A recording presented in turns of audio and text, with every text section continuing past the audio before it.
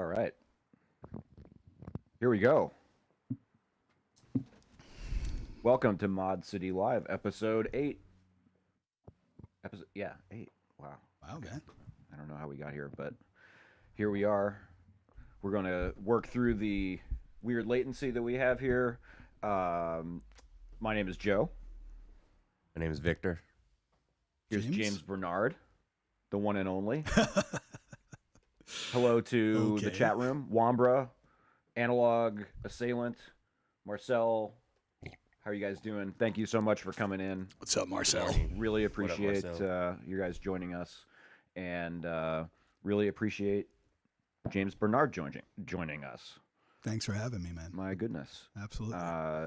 So, I'm just going to give my experience with James Bernard, how I know James Bernard, and I mentioned this in the description. James Bernard came into my life in, it must have been 2001, 2002, something like this. James Bernard might not remember this. No, I do. I'm trying to remember the date. It would have been because I started a Propellerhead in 2002-ish, 3-ish, right? Okay, so it would have been like 2003, 2004. That sometime seems in about, yeah, that was when I was really transitioning from Reason, really into Reason, and then from Reason into Ableton, when Rewire became a functional thing. Yeah, back when the dinosaurs roamed the earth. Yeah, I mean, an amazing time for us young laptop musicians, right? Like we Absolutely.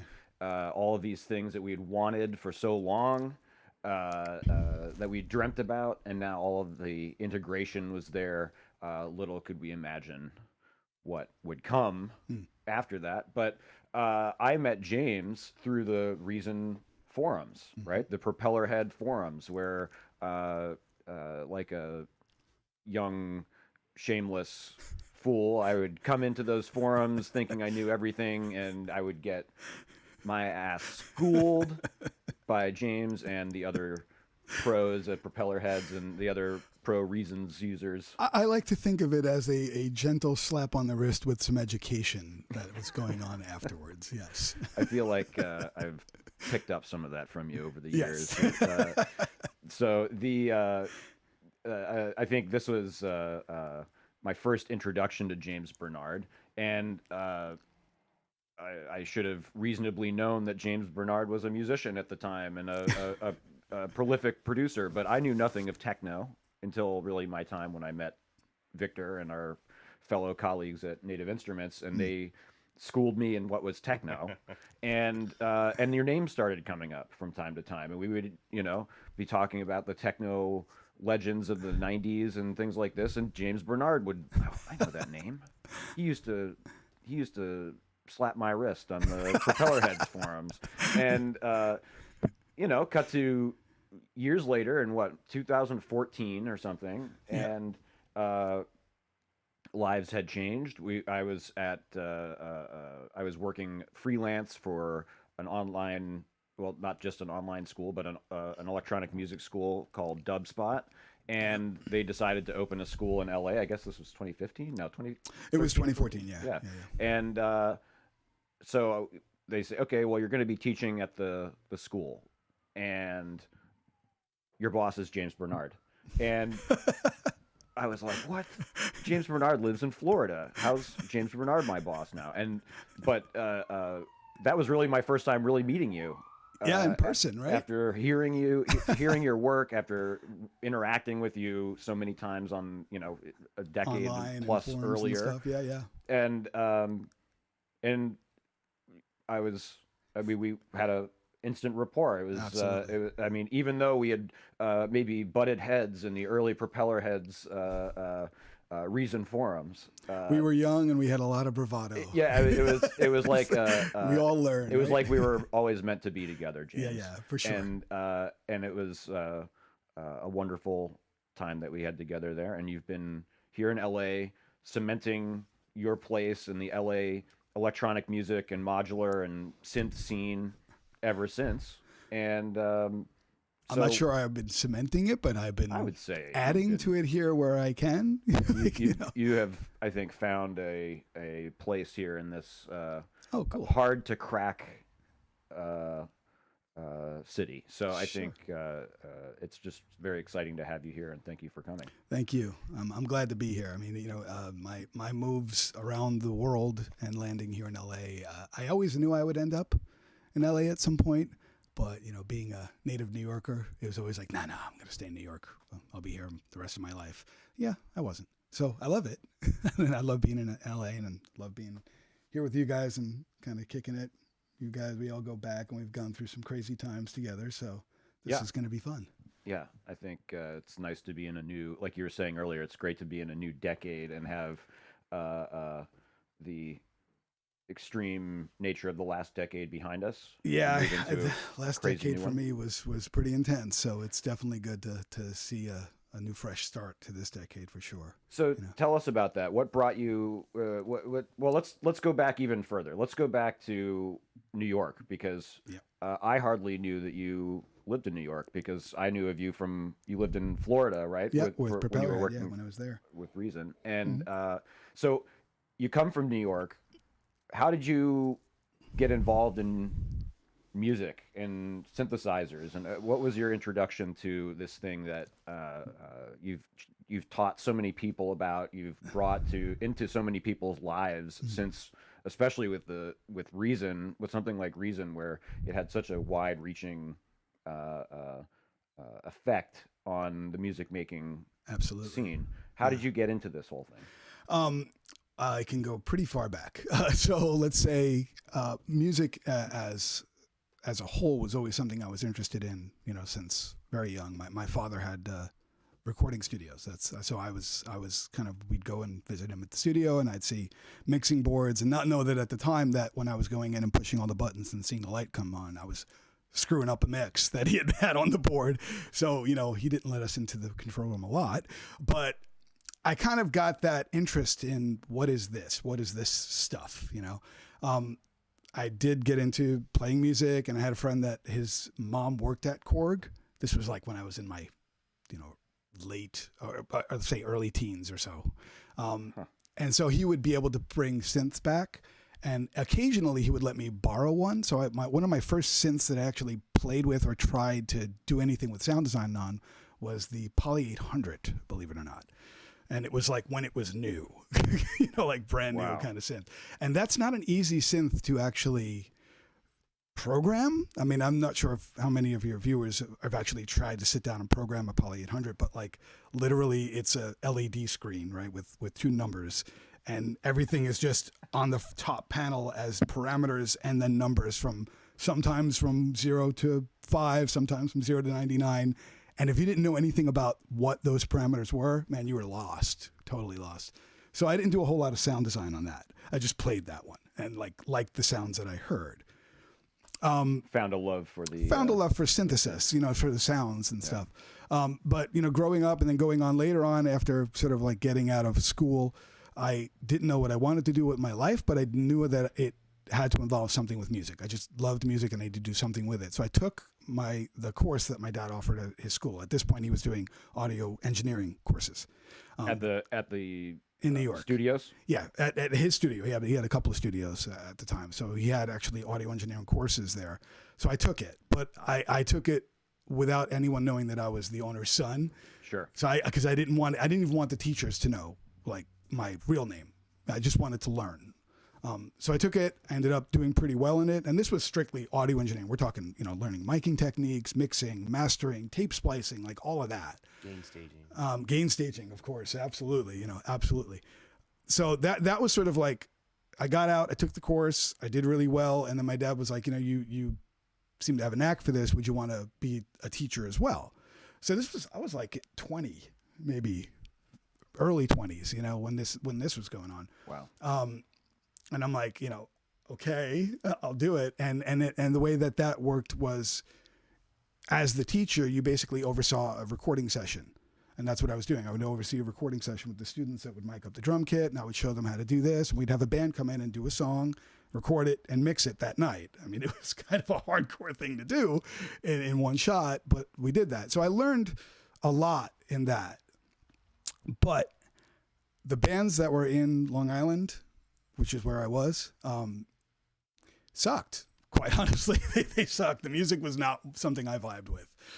So I was getting really frustrated and fed up with like wanting to learn more about the craft of working with sound. And that's what it always came back to. Even with audio engineering, for me, it was all about sound, working with sound waves in some way.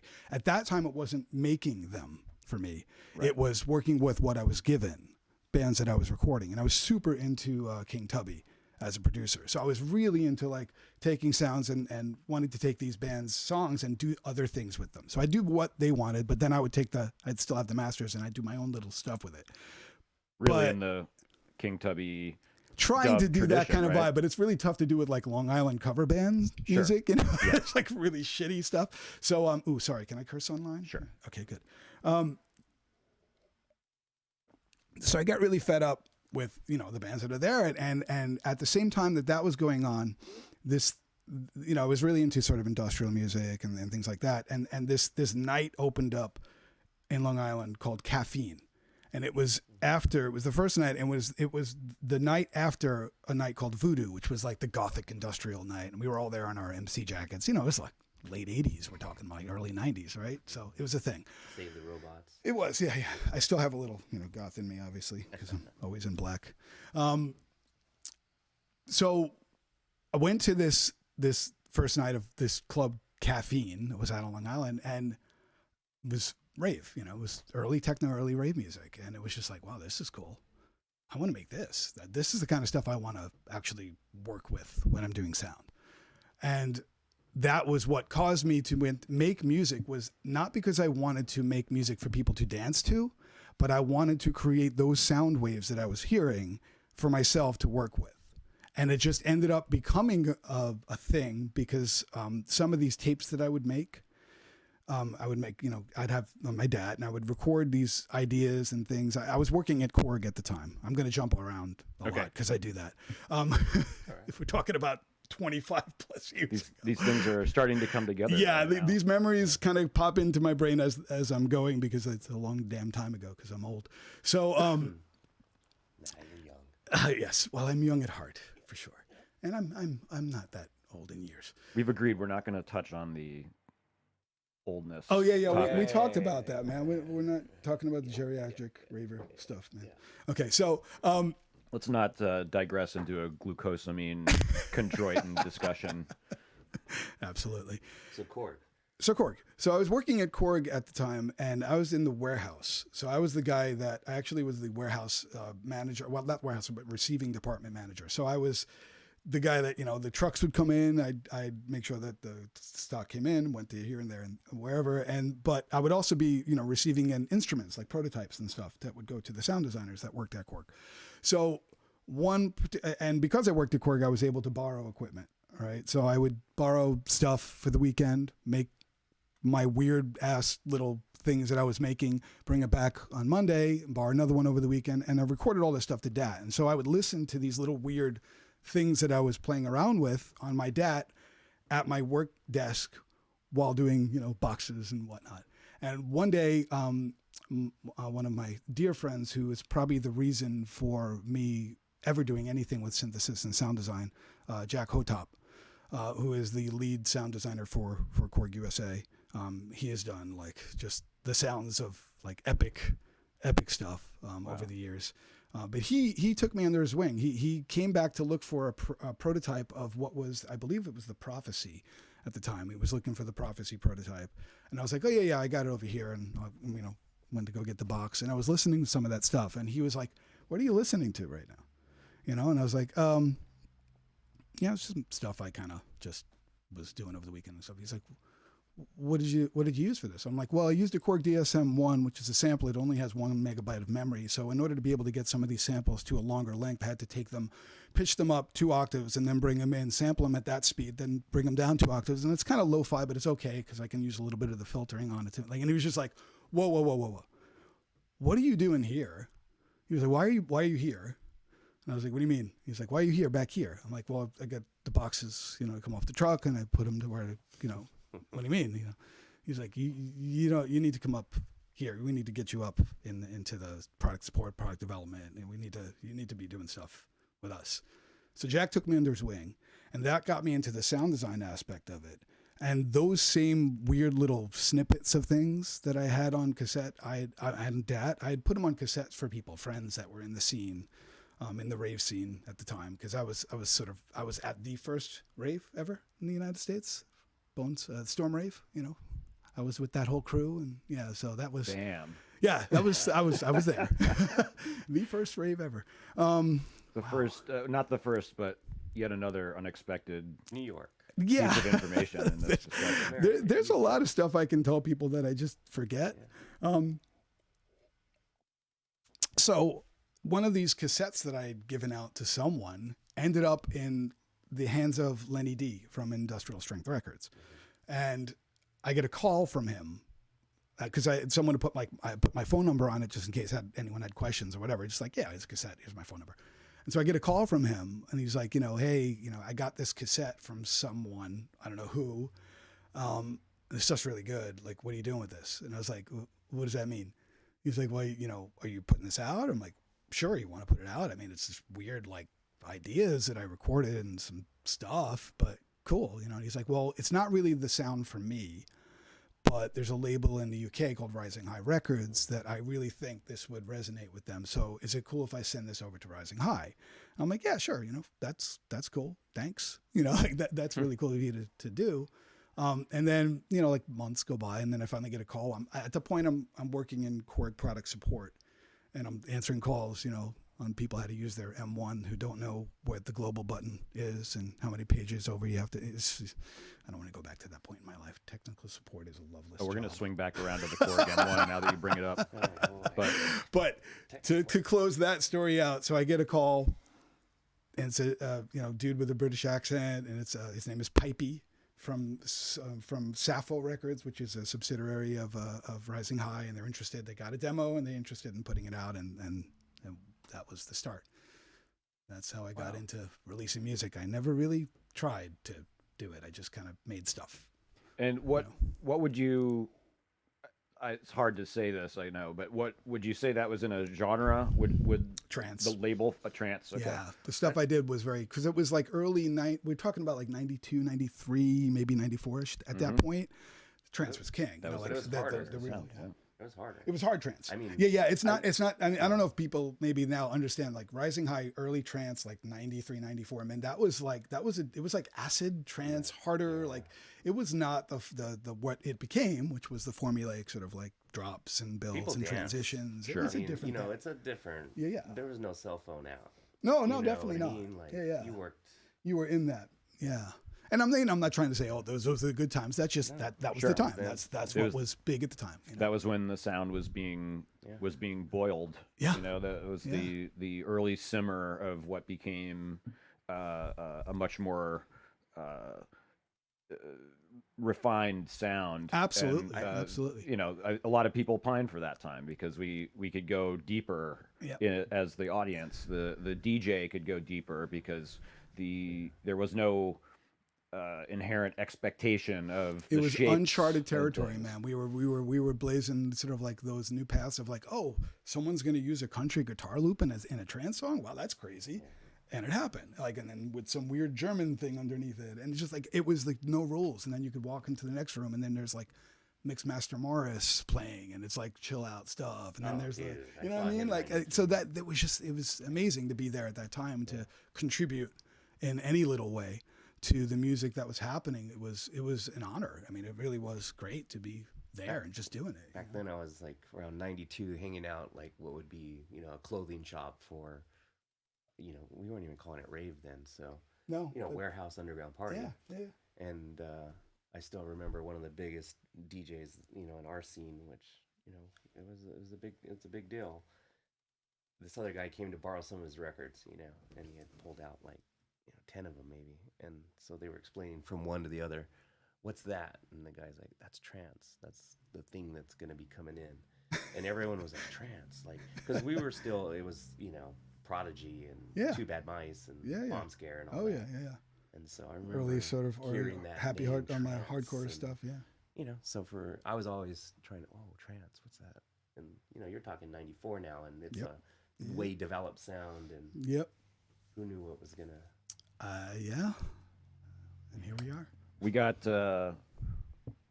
Lacey IQ Hey, Hi, Lace. in the Lacey. chat, Hey, Lace. another longtime colleague and friend of ours, Sister. a another Dubspot colleague as well. Absolutely. It's a big old family. Poor boy Rich from the Drop Bass Network What's up, Rich? is out there. Marcel says that his first synth was a Poly 800. Wow. Well, we have a lot more in common then. Let's talk about the Korg M1 for just a moment. Let's digress on the Korg M1 because Okay. what was supporting that device like? You were, I assume, all phone support. Yes. I was. No, there's no email really. No, email had just started towards the end of when I was doing. Isn't that crazy? I Prodigy. remember downloading the first JPEG. Okay, but we won't go there. So And what was it of? I don't know. Actually, I don't remember. Probably something naughty. I have no idea. It was in my 20s, you know.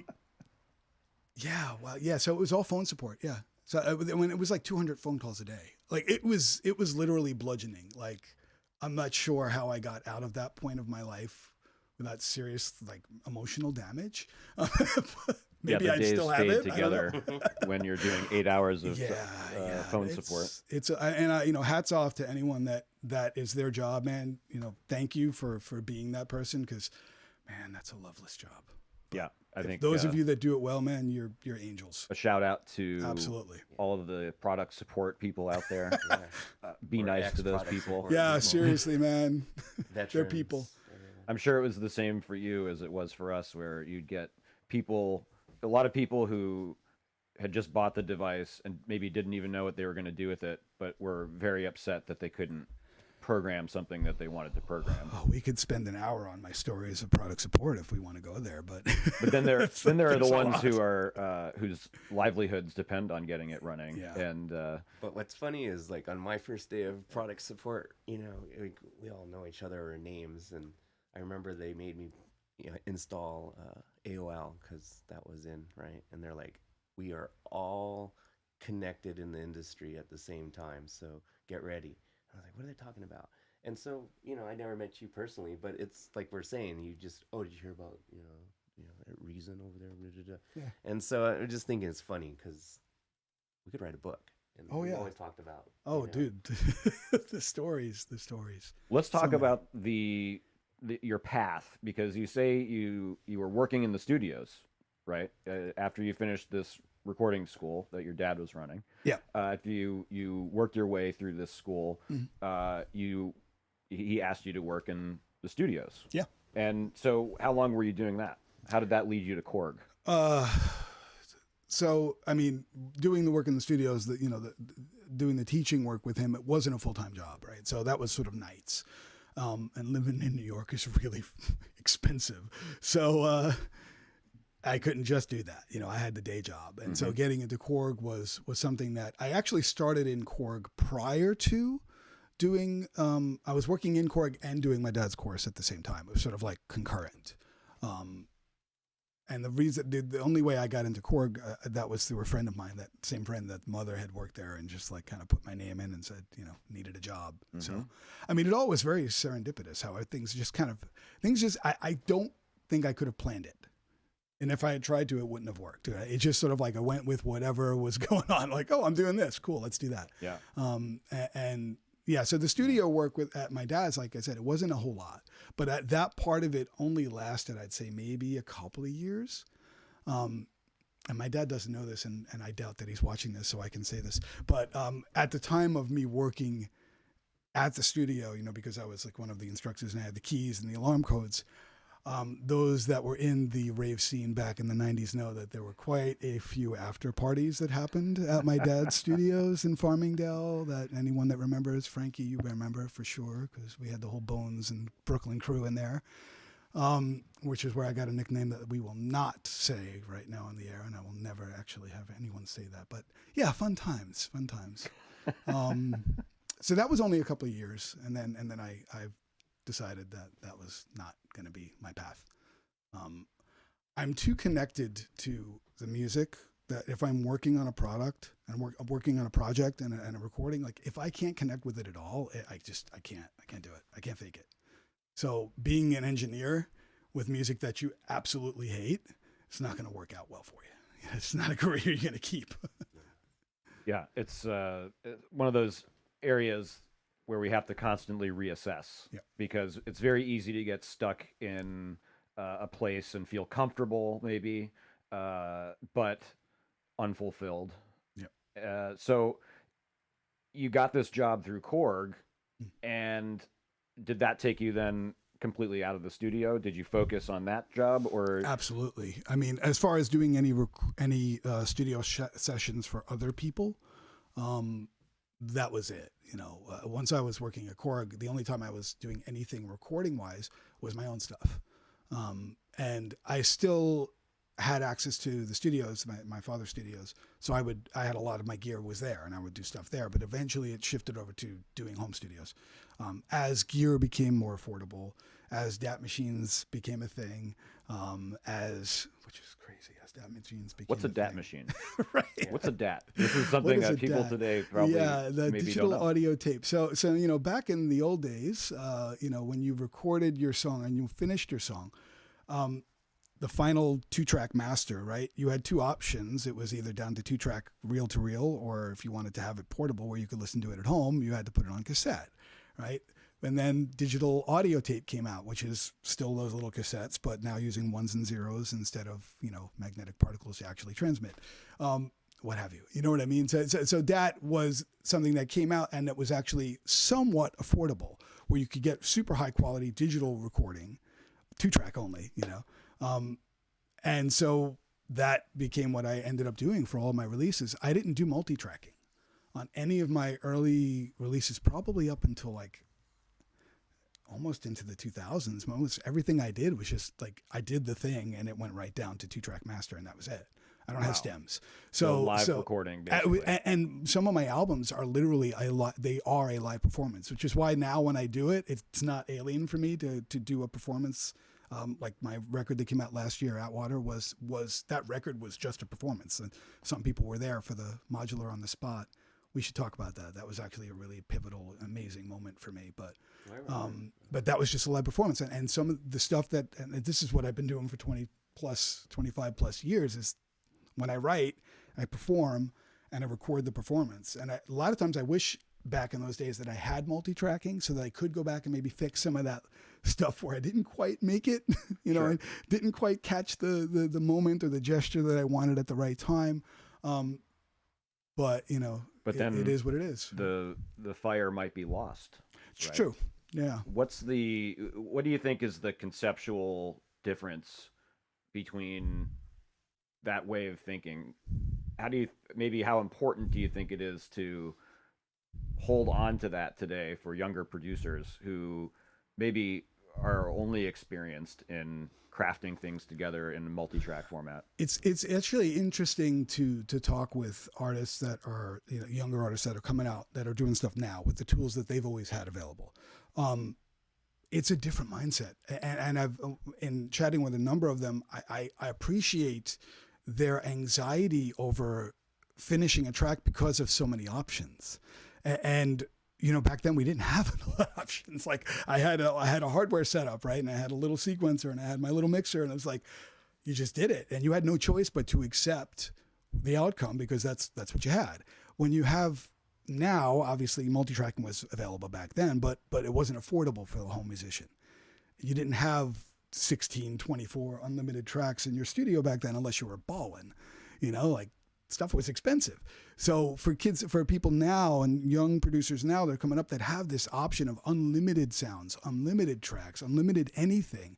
The discipline, learning and finding the discipline to strip down and accept moments as they are and work with those moments is super important, right? And so that's something that I think it's harder for people coming up now than Absolutely. It was for us. Like this is just the way I work because this is how I've always worked. And so the concept of writing and performing and that being the finished recording, it's a lesson in letting go. And letting Yeah, go is the hardest absolutely. part. Right? It's just like letting the thing happen and letting it go and moving on to the next thing. And like, And yeah, I think you're touching your process back then also speaks to the fact that the performance was paramount to the content. If the performance couldn't happen, the content couldn't happen. exactly. And now that is kind of reversed in a lot of people's minds. They don't think about the performance until the product isn't finished. Yeah. And then they're left in a position of wondering how the heck do I turn this into a performable thing. Yeah. And I think there's a lot of important stuff to unpack from what you just said, right? We have to figure out how to limit ourselves in those unlimited circumstances where we Yeah. have everything available to us. Well, I think part of the reason of the big popularity in hardware that's happening right now is that because people that were never working with those limitations are actually finding limitations to be freeing, right? So that is the beauty of hardware. And those of us that went from hardware to software just love the fact that we have all this unlimited opportunities and things that we can do, but we still have the restraint of thinking I can't do too much because I still have to get back to the point of finishing this damn song, right? And that's sort of the old school mentality of electronic music production was that you still got to get back to it. Let's get the song finished. But having this hardware is really great for people coming up. Like that is one suggestion I could give probably for people starting out. Is like get a piece of hardware and learn that thing. Try to make all the sounds that you need to make on that hardware and learn that thing inside and out. And that will be your instrument. Like find your instrument for sure. Yeah, absolutely. It's a matter of limiting oneself, right? Finding a way to focus your energy and get not only move most of the crap that could be in front of you out of the way, Yeah. but also become an expert at something, right? Become an overnight and long-term pro at the things that you're doing. Yeah. And those things will be applicable to virtually every other thing you touch. I'm sure this is something that you probably learned at Korg, where you have access to all of these things, and then you come across so many other permutations of those concepts and devices and techniques, and you can extend that knowledge. Yeah, for sure. So tell us then, you went from so how did you transition from Korg? You became, I suppose, an apprentice in the sound design department in a sense. Yeah, my journey in Korg was definitely has two parts to it, right? So I've been in the industry for a while. So I worked at Korg for a long time doing the product support part of it, and even during that part, still releasing music and still working on other projects. The sound design part of it started off slow, where I did some sounds that ended up in a card for the Prophecy. And then here and there in any other of their workstations, I was doing some sounds, some samples, stuff here and there. But where it really shifted was when they were working on the Electribe synthesizers. The groove boxes. So the original ones, the red and the blue, the EA1, the ER1. The ones that changed lives. Yeah, I mean, those were fun little boxes. And at a time where like 303s were, as they are now, super expensive. And any of the boxes that people wanted to get those types of fun, interesting little sounds, it would be pricey. So I did, because of, during that time, I was still doing all of my electronic music I was releasing on different labels here and there. They came to me to be one of the lead sound designers on that from the US side of things. So I did a ton of the patterns and the sounds on those Electribes. Wow, on all of those electrodes? All of the ones. So starting from the EA1, that the was original an analog or virtual analog? 2-channel virtual analog synth, kind of like 303-esque, if you will, but not really. The ER1, which was the analog modeling, rhythm synthesizer. So you had 4 tracks of drum machine, parts. basically. Yeah, drum machine, if you will. And then up to the sampler and then the EM one. The only one I didn't do was the ESX one. But the last one I did was the EMX, the one with the blue and the tubes. Yeah. Which I still have and I love and I use, and I think people write that one off. That one actually has some really, really good sounds that you can coax out of it. That was after they had done the panel design, right? Like yes. the early ones and they had the little arpeggiator slider sort of ribbon thing that was fun. Yeah, there's even an iPad version of the red version of that one, which is great fun itself. Absolutely, yeah. Here's a long time rumor that I recall at the time. Were those tubes doing anything? Yes. So, yes and no. If you have one, I will tell you this: if you do have an EMX or an ESX one, go get the JJ tubes. Replace the ones that are in there. Yeah. They're useless. Get a new set of tubes because the ones that are in there break up too quickly. So the problem in the design was, and I actually have this from the sort of inside, was that the way that they designed the circuit was not the push-pull. It wasn't the traditional sort of tube circuit design where you're going to get that saturation. It was literally on the output stage. So everything went through the tubes, and as soon as you started to crank it, it was like going into distortion like right away. Sure. Now, tube distortion is wonderful, but tube saturation and warmth is even more wonderful. And to be able to have that sort of level between the two, it didn't exist. It doesn't exist on the original tubes. So if you get the JJ tubes, it'll do it. But awesome. The rumor is true that the tubes do work, but they don't do a whole ton to really give the saturation. It's just how they're in the circuit is a little odd. Sure. Well, that seems to debunk the myth that I heard, which is that they were just there for window dressing. No, but they do work. Sounds like they actually were doing something. Yeah. And what is the window dressing is the LED behind the tubes. They're not actually glowing. So. Oh, okay. Maybe. Yeah. Okay. There you go. You'd have to really be pushing them hard for those things to glow. And the way that circuit was designed, they weren't getting pushed hard enough to glow. So they put a little LED. But a lot of companies do that now, actually. You know, it's a thing. Yeah.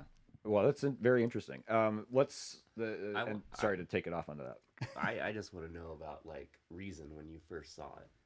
Oh gosh, that was wow. In your mind, because software-wise. Well, remember, Reason wasn't first, right? So my first experience with Propellerheads was Rebirth. Even though that wasn't their first thing, it was Recycle. But I wasn't doing drum and bass or jungle at the time, so I didn't care about Recycle because that's what it was for, right? Recycle was for the if it wasn't for Recycle, for Dr. Rextra, there would be no jungle music. Sure, like Recycle made jungle. Absolutely. Period. But the first experience I had with Propellerhead was Rebirth, right? And that was while I was still working at Korg. And they had like put up an upload where people can download it and test it out. And I reached out to them. I was like, well, this is amazing. Like, you guys have like totally changed the game. I got a 303, two 303s and an 808 and a 909 in my computer. That's crazy, you know? And it sounds pretty good, which it did, you know, for the time. But that was my first experience. But getting to working for Propellerhead is a whole nother story, which if we want, we can go down there. I think I'll just say I really appreciated the Electribes when they came out. This is another point, kind of like working with hardware gear as your performance and composition setup. We were in a time when we were really lucky that we could go to a music store and try out a synthesizer and try out a drum machine. And I don't know about other people from my generation. I know from the people I've talked to how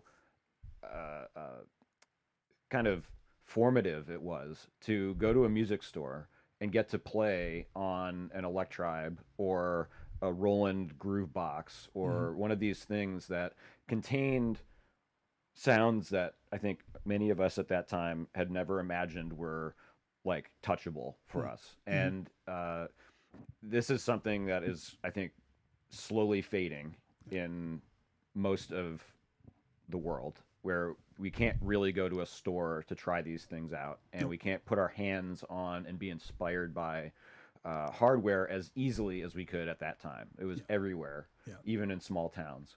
And you know, the Electribe was one especially that seemed actually attainable, as opposed to $1,000 Roland groove box for a MC high 505 schooler. or something. Yeah, exactly the 505, the 707 or what that was I guess earlier, but they had those MC series of Yep. devices that were like a monstrous tabletop thing that Yeah, could it's do super everything. expensive for the time. Yeah, and they were awesome. Yeah, And that they were.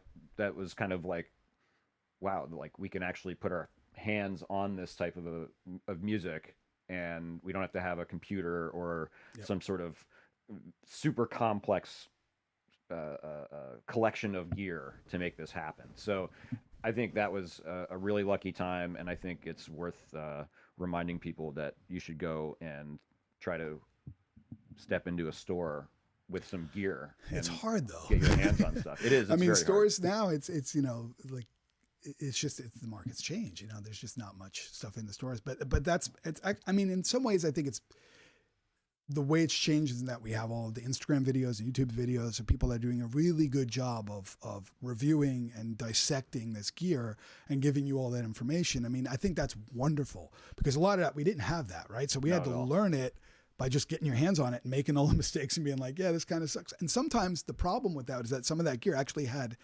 hidden potential Yeah. that you couldn't unlock because you didn't know enough about it, and it wasn't, the UIs were designed weird. So I think it's like there's two sides of the forums coin. to go and hear about all of the Exactly, Easter eggs and things. Yeah, there was no way to get tips or tricks unless you went in and really dug in and spent time with it. Or so made I think friends it's with great. a product support guy. Yeah, or support guy. So I mean, I think it's great that the options that are out there now, but it is a different experience for sure. Like to see someone who knows how to use their instrument or use the instrument, explain it to you is one thing, but to try it for yourself, to play it for yourself, that's it's a whole different world, and it's harder to do. Yeah. It's harder to do because you can't get access to the stuff because it's not in stores. So Yeah, you have to go to special stores for sure. And those special stores are amazing. They are. Places like Perfect Circuit, love Perfect Circuit. Yep. Like Noise Perfect Bug, Circuit, Noise Bug, Analog Haven, all those we're stores, really man. lucky Like here, we are super lucky in LA because we have that option, but definitely not for other people. It's hard, Yeah, and that's why you see, I think, out there in the rest of the world, we see these regional meetups and hangouts and communities that are forming. And if you want to get your hands on some of this stuff, I would just encourage everybody out there to try to engage in those communities. If there's none around you, start one. It doesn't mean you have to like take all your stuff and let people get their grubby hands all over it, as much as maybe you take one thing of yours and other people bring their stuff, and we can kind of bring it all together and have a picnic of gear. Synth makes are sort of like, that's going to be the saving grace for the community of synthesis, right? Is that, things like KnobCon, Synthplex, like but even on the smaller level, like you're saying, like just having like little get-togethers and meetups is such a great way to like share experiences, share knowledge, learn stuff, play with gear you maybe don't have access to, like just super cool way to do that. Yeah. And it's community, man. You have you grow a network of people who have similar interests and focus that you do, and you learn from each other in that community. So totally. It's a great thing. So you played with Rebirth. That was, I think, another just kind of universally mind-blowing thing for those of us who are getting into computer music. It was zeitgeist of when Rebirth hit, right? It was sort of like, now everyone can make this crazy, this acid stuff, and everyone had access to that sound. Yeah, it wasn't perfect, but it was close enough. And the timing of, the personal computer coming into most people's lives, the ability to find applications that you could, really extend the use of these, 8 gig word processing machines, So let's not go down that path. We're gonna sound like Get Off Our Lawn, Back when I had a 1 gigabyte jazz drive. But it's not that long ago, man. I know it wasn't that long ago, but it feels like it was. But man, it wasn't that long ago. Well, so we've gone from a 1 megabyte digital sampler to 512 megabytes of RAM. Try sampling them with 1 megabyte, man. That floppy disk icon. We used to actually have to hold those floppy disks. Don't ever put those near your speakers. Yeah. Or yourself. No, never mind. Let's get back into Reason here. Like, or into Propellerheads, really. You know, when did you transition from Korg to Propellerheads? Was there a transition, or did you? It was an abrupt one, Oh. but yeah, I left one company and went and interviewed over to Propellerheads. Sort of like, you know, I had to make a choice. I had Yeah. to either sort of keep my job at Korg or end my job at Korg and then go take an interview. So yeah, so and that was like 2000, end of 2002 or so. Yeah, that was a crazy experience. Kind of getting on a plane and going over for an interview with a newborn I had at home. Ava had just been born in September, and this was like in December or so. And I went over there and just was going on an interview to get a job, and I got it. I And liked so what I did. you flew. It was this. You flew to Florida, No, I flew to Sweden. to Sweden, I was living in Florida. At right the to time. the headquarters. Yep. Yeah, they flew me out. So Wow. So how long were you at Korg then? You must have been there for 6 to 8 years. at that point, from the late '80s, I started at Korg in like '89. Wow. I think it was like 89, 90. So I had been at Korg for almost 12 years, I think, at that point. I was with the company, long time. That was my first stint with Korg, and then I went back to them for a little bit. That's right. Yeah, we just bounce around in this industry. We don't, you never really leave. You just That's why the community is so important. Exactly. You're going to Yeah. be working with these people absolutely probably for the rest of your life. Yep. We all Everyone see out each there. other, you know, years on. And it's like, hey, like, so yeah. It's funny how that's kind of I've seen that come back around a few times on social media lately. People commenting, "Boy, I wish I had done things a little bit different back when I was a hard ass teen and promoter, artist, whatever it might be." I've seen more and more of that because we are increasingly in times when working together is paramount Yeah. to have absolutely. any kind of success. And so I think a good lesson for all the youngsters out there listening, if there are any youngsters out there Don't burn listening, those bridges, man. You need yeah, them. don't burn those bridges. You Yeah. need them. Yep. And mend the ones that have been burned. Absolutely. Be the man. bigger person about it. Yep. And, Absolutely. yeah. Okay, so I think we're like getting to some very interesting material here because you took this job from Propellerheads. Can I get a little more coffee or water or something? I'm kind of. Uh, You don't have Well, to go. I can. Wait, maybe we can play some of his ambient music while we make some coffee. Oh yeah, yeah. that's a good We'll do idea. that. We'll do that. So continue. Yeah, I can. yeah. I can Well, survive through this part. well, let's. I don't think I'll die of So thirst. this is 2002, then, because I was telling you that I had found that ambient music of yours on that Blue Man group, and remember, and so that was way back then. That they had like, used something. Oh you- wow, it where's was my like a royalties on that one? Mix of yours, and then you. Oh yeah. Blue Man something. I don't know. Blue Man Group is the ambient. The or Broadway Blue group. Man, ambient something. I'll find it. Okay. 'Cause yeah. Oh no. Are you talking about the show Yeah. ambient TC? It was Something Blue, and then it was all the best ambient music. It's still going. to Oh this okay. day. So there's a compilation that was on. It's like a live streaming. Oh yeah. Okay. internet Oh show. gosh, yeah. I forget what it's called. I know what you're talking about. It was like a radio station. Old That was school. yeah, like old internet radio station. Yeah, So wow, because that's where I saw your name for. and that would have been in the 2000s then, Yes. because that was much later. that early 2000s was the era of internet radio. Yeah, crazy. Touching another moment in time here. Mm. So Propellerheads. Mhm. Well, what did you think about going from Florida to where you went? Well, I mean, I still lived in Florida, but No, I mean, but for the interview, did you? oh, it was I was nervous, of course. But holy shit. Like I got to get this job. I got a wife and a daughter to support here, and yeah, I was nervous, of course, but. So what were you doing with Propellerheads at that point? What was your When role? I was the basically the face for Propellerheads for the world. I was the product specialist, but I was their only one. So I would travel all around the world for them doing demos and talking to people. And I also did artist relations as well and sound design. And so videos and yeah, the things like videos this, thing too. happened later. That actually was something that I approached them with the concepts. I was kind of like one of the first YouTube personalities in that way, because like there was no one really doing that kind of thing at that time. And I was like, at the time when I had to do it, my wife had gotten sick. She had gotten leukemia. And so I had to figure out a way to continue my job that would not have me traveling so much. So I needed to find a way to kind of keep my worth to the company, still be able to be the person that got the word out and talk to people about and do what I did at demos, which is show people all these tricks and tips and things I've learned about production in Reason and also Reason as well. And so I was like, what if I do a weekly thing? I'll do one a week.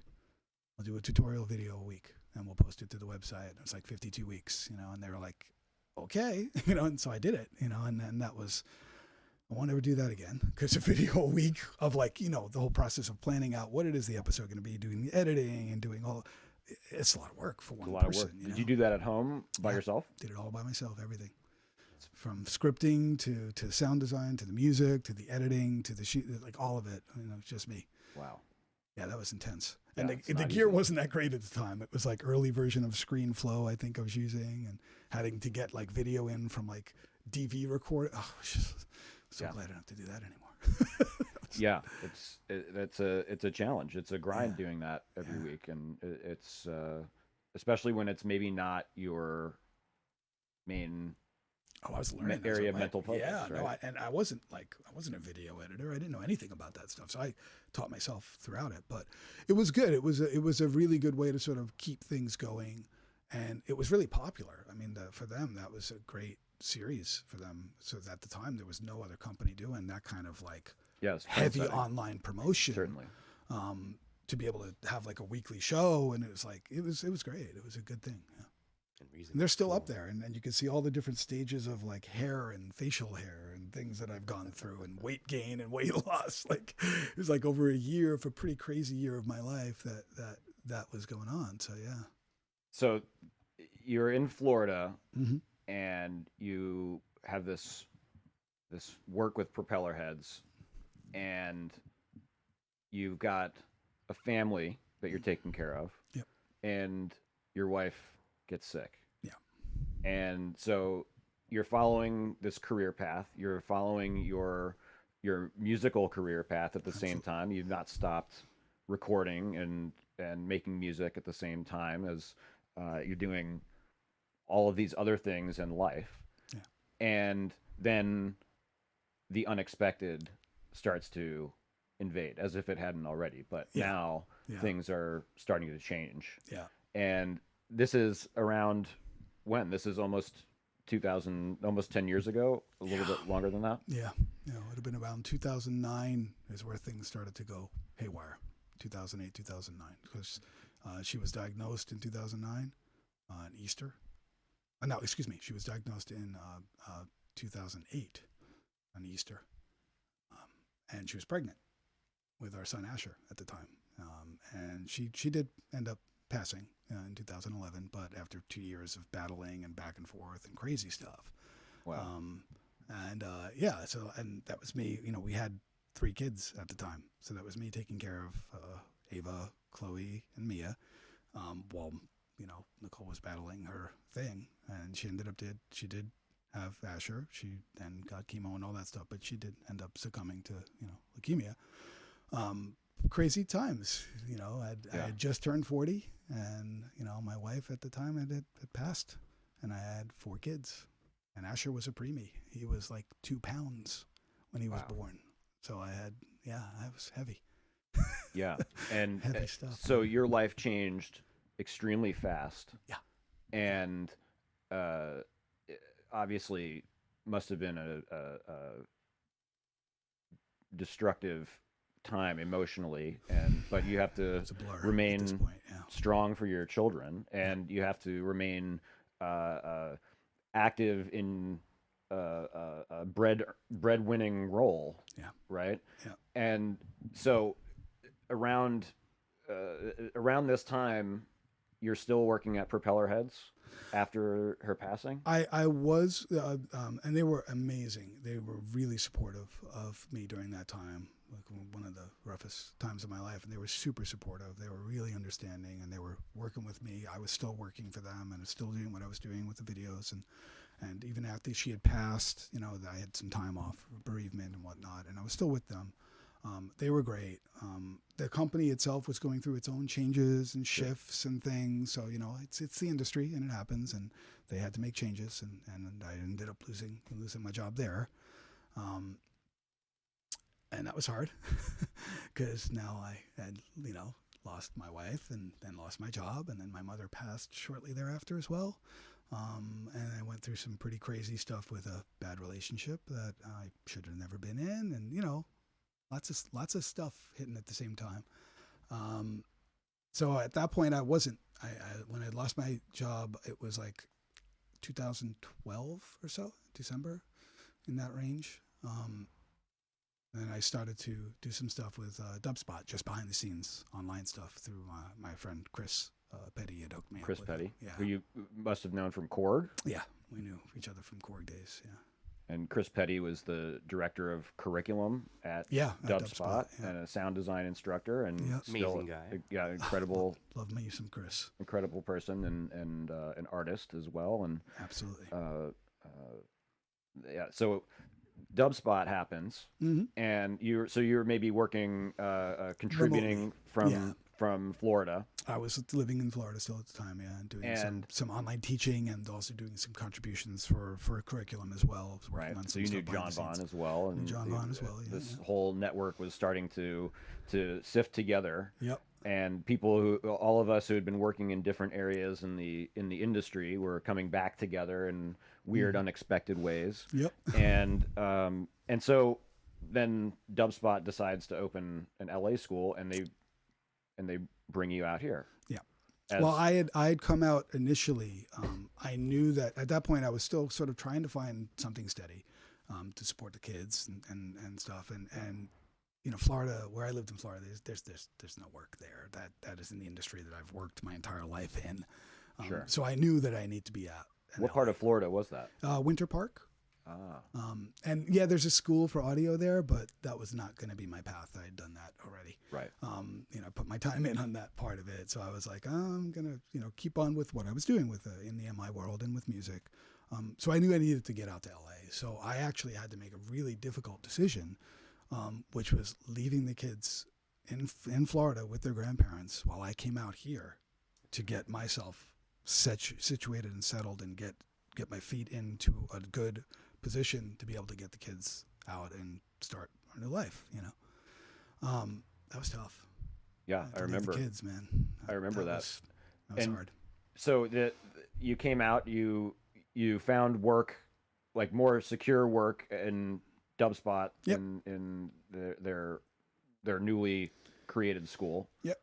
Temporarily secure work, Yes. and you moved the whole family out to LA. How that must have taken 6 months, a year. I was only out.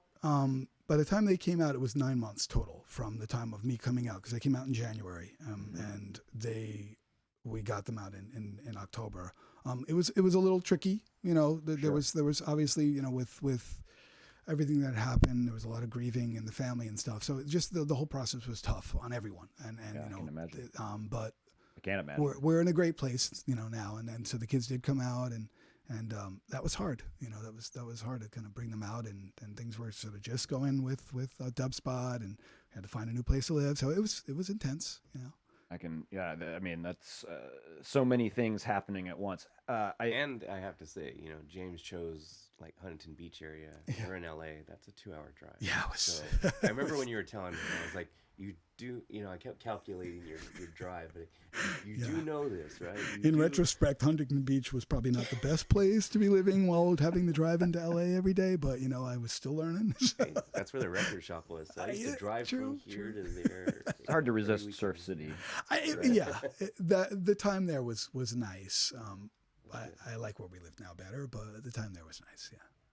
And you're up in Burbank now, right? No, we're in Valencia actually. Oh, yeah, Santa that's Clarita very area. nice up It's there. gorgeous. Yeah, it's just for especially with the family. It's this, you know, kind of the place to be. And that's where Cal Arts is, and there's a thriving community up there. So. There is, yeah. I mean, in that aspect of it. And Sure, then, but then the you suburbia. have to come on down to LA from time to time. Yeah, to so get LA's got another the real vibe too vibe. that I love. Yeah, I mean that's kind of, you're not getting many modular on the spots out in Valencia, but they happen out here. If there's anyone in Valencia If listening, you want to start a modular in a spot, please let me know. Man. start I'd be start down. it up. Like get it cranking. That could be that's being a community builder is a good look. So Yeah, right. if I can't people do are it. I looking- got like 15 kids, so well, I you've can't. got your own community. Yeah, you're. I got no time, but I'll play. So someone in the comments asked a little bit ago, and I think now is really maybe the good time to mention this or to ask this question.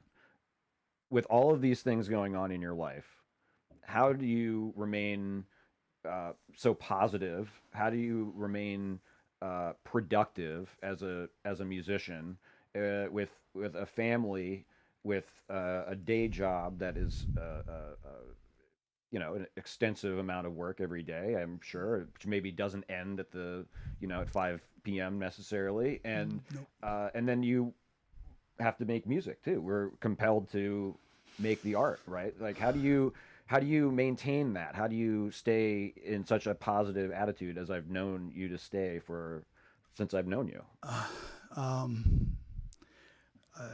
There's really only two options: you do or you don't. Right? I mean, for me, it's sort of like I had two choices, right?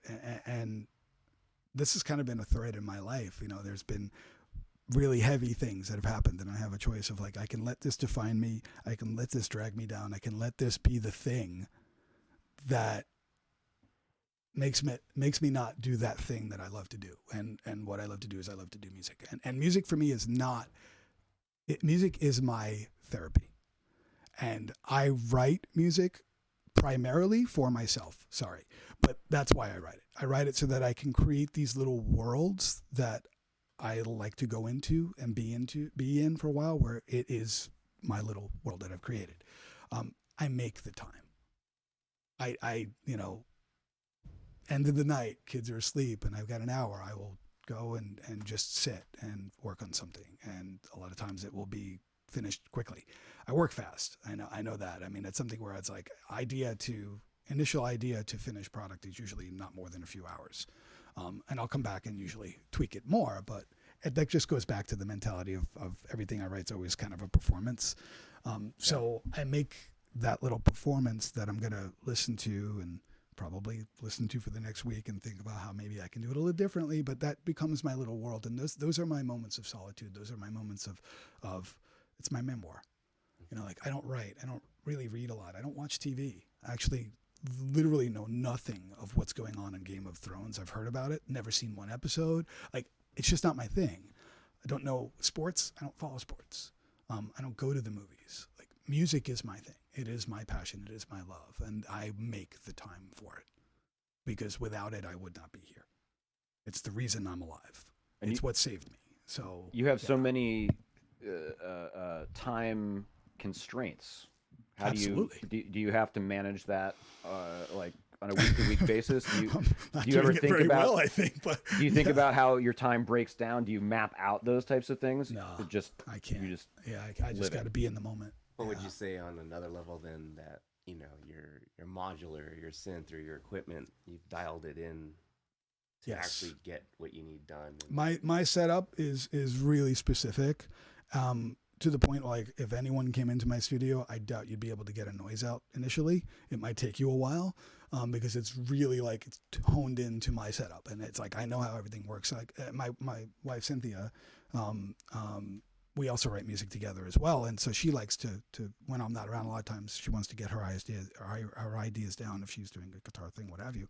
And I've always like set it up in some weird way. She's always like calling me like, how the hell did you set this up again? I'm just trying to record the vocal. It recorded last night and now it's not. What did you do? It's like, oh yeah, because I did the different preset in the interface so that wasn't coming through because I heard a hum. And so yeah, so I'm very dialed in. My setup like works for me, but it's small. It's but it's less is more. less is more. Yeah, for sure.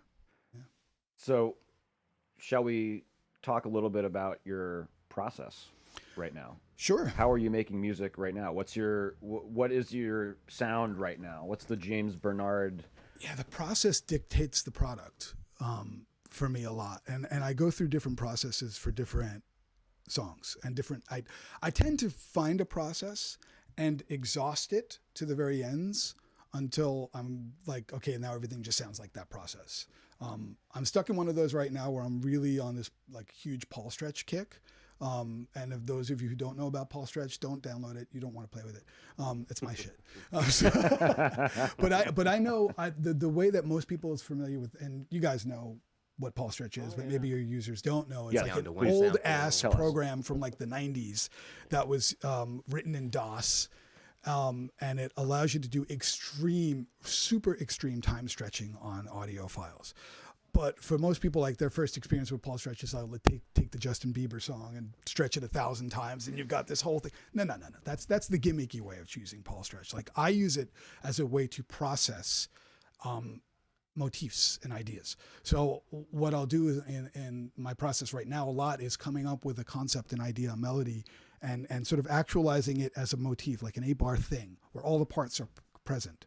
The lead parts, the high end, maybe drums if possible, bass, all of it's sort of in there. So it's like this is the main idea of the song, you know. And when we compose, and the way I compose is I tend to take that apart. I deconstruct that idea, and start giving you little teases of it throughout the song when I do my arrangement aspect of it. But my process right now is I'll take that, I'll create this little motif, record it, bounce out like 8 bars of it or 16 bars of it, run it through Paul Stretch, and start really sort of specifying the different parameters in there to tweak out a specific type of sound that it becomes this sort of texture, this organic growing texture that sits behind the track, and it's almost foreshadowing the melodies and the things that you're about to hear before they even happen. And That's that's some sort of subtle my thing. element. It's an element. It's ambient in the a sort of it's a drone, if you will, but it's a drone with this movement and familiarity as you start to hear the other bits that come in the song.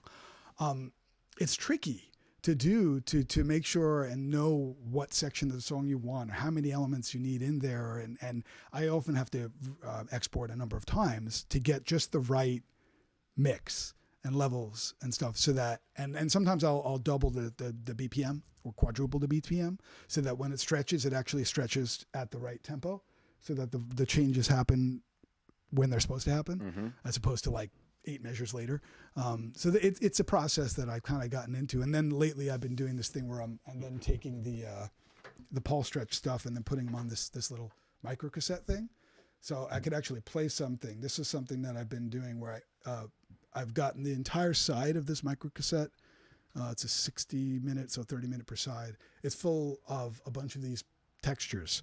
And so my latest thing now is like taking that and just playing that from here and then adding stuff on top in a live thing. So this is sort of like the really lo-fi texture thing that's happening while the other stuff from a modular or what have you is sort of going on behind it. And I just record that, you know, down to 2 tracks master. And then, so this is accompanying your live performance. Yeah, this is like my little instrument here. I can play it here for if you want to pull it Let's up. see if we get a.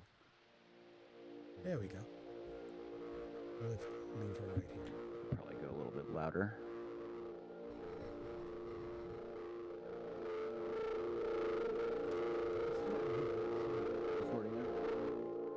There you go. Okay, so this level's coming up, so we should be able to pump that up a bit. And the thing I love about like then taking the Paul Stretch texture and putting it down to something like micro cassette, right, is exploiting the inconsistencies and the problems in the media as a sound, right? So like micro cassette was never intended to record music from a line input, right? It's like got a mic and it's used for a dictaphone. It's like, so the frequency range of what it actually responds to is based upon the human voice. Right. So it drops off at like No 300 lows, hertz yeah. and like 7K, it's gone. So you're just left with this sort of stuff in the middle. But because it's not the best, probably highest quality motor, so there's inconsistencies in there, Sure. wow and flutter that you're getting. And there's just something about that, like it's mono, you know, no So stereo. perfect for interacting with the modular. Absolutely. So I'll just let that run, and then I'll just start to add bits as I feel they need to come in. And that's been a process of my writing and performing. Like my writing and my performing are often the same process. When I'm writing, I'm thinking, how am I going to perform this? Yep. So I end up, I think because of that, some of my stuff may end up being a little more simplistic and minimal. And it's by design because I only have 2 hands, so I can only do so much. Because I tend to like to do the things that might be better off done automated my way. I like to actually be tactile on stuff. Like, so where I could probably automate a change happening on this thing, I like to kind of do it when I feel it should happen. Mm-hmm. And sometimes, like, pushing a button is not, pushing a button for me is better than saying, okay, I know what's going to happen after 8 measures. When I do it, I might do it after 12. I don't know. I'm not even counting. I'm just kind of feeling it. It's funny how we think about back in the old days, we had no choice but to use our hands to modulate these things, right? And then automation came to the forefront, and we were so happy to see, I can just have a ramp and it does it evenly, automate and all the things, and it's mathematically perfect, and it just sounds so right. Yeah. And now that's the norm, and now people want that little bit of extra human interaction, right? You want me to turn off this thing so people don't fall asleep? Yeah, it's Okay, nice. cool. I'll just let that. We have this greatest gift James ever gave me, Paul Stretch. That's what Lacey says. Really? That's right. I had her over and showed her that, and she was like, "Wait, what?" Yeah, and you can get Paul Stretch free. now. It's not an MS-DOS text document or text app. You can, there's 2 ways you it's can get it built into right. things, right? There is a VST version that's free that you can download. I find that the results I get out of the MS-DOS version are actually different. There's more of a, like, with the VST version, it captures a buffer of incoming audio. So it's cool to be able to do that in live, but the buffer's not all that big. Right. You're limited by the that real-time one audio specify processing. within a frequency range too, I think, right? Compared to the Windows one. I don't know, actually. Yeah, I've dug in. I like the real time, the VST one for certain things, but to do this kind of stuff, I'm back to the MS-DOS version, which you can find. Someone did create a bundled or wrapped version of it that works on Mac OS. I think it's even built into Audacity now. I think the Paul Stretch algorithm has been included into Audacity. Yeah. For real? Last time I was using Audacity, which was a few years ago. Yeah. Okay, so you just taught me something, and now I want to go check that out because there you have as much time as you want. You're not limited to, it's just an offline processing step. So at the same time we were all hanging out, John Vaughn was using it with John Hassel, and that's where I heard about this process. There is this sort of like secret society of like Paul Stretch, underground people in LA that with my job with Spectrasonics, I deal with talk to a lot of artists that use our software and that just in general. So I was actually over at Junkie XL's place, and we were like talking about humble brag. Oh, dude, like it's a brag, but like, dude, that was like synth heaven, like just to see all the stuff, But we were just like kind of talking about other things, just writing and things, and Paul Stretch came up, and he was like, "You know about Paul Stretch?" And I was like, "Yeah, I know about Paul Stretch." And he's like, "Okay." It's like there's that sort of like there's those of us that are like, "Oh, you're on that Paul Stretch tip." Okay. That's how you know you go back. That's how you know that like, oh, you're one of those guys. Okay, that's cool. That's a good bar. That's a good measuring stick for on that Paul Stretch kid. One's awareness in the industry. That's it kind of also a reaching back so that Oh, you were around back? Yeah, you're that old, huh? All right, cool. All right. That's great. So now you're working at Spectrasonics as Director of Artist and Press Relations. Director of Artist and Media Relations. Yeah. Okay. And so that brings you obviously in touch with a lot of artists who maybe you've listened to, worked with, always wanted to be in the room with. Absolutely.